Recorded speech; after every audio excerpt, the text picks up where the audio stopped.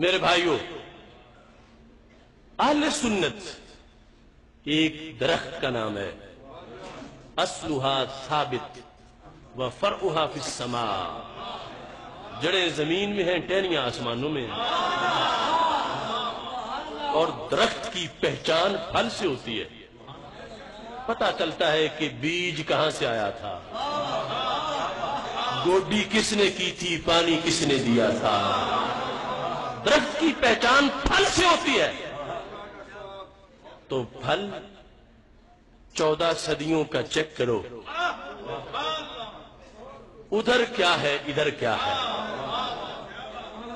14 صدیوں کی تاریخ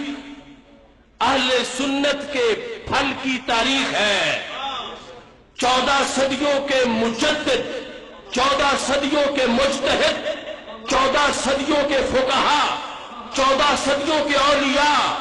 ان کی لسٹ بناؤ تو پتہ چلے گا کہ جس پھل، جس درخت پر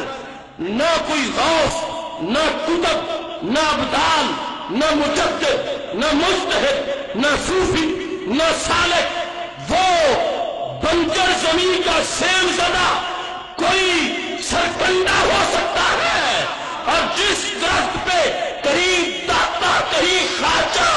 کہیں غوث، کہیں کتب، کہیں بخاری، کہیں طحاوی، کہیں مجدد الفیضانی، کہیں احمد رضا بریلوی، یہ درخت حق رکھتا ہے کہ اس کو سنی کہا جائے۔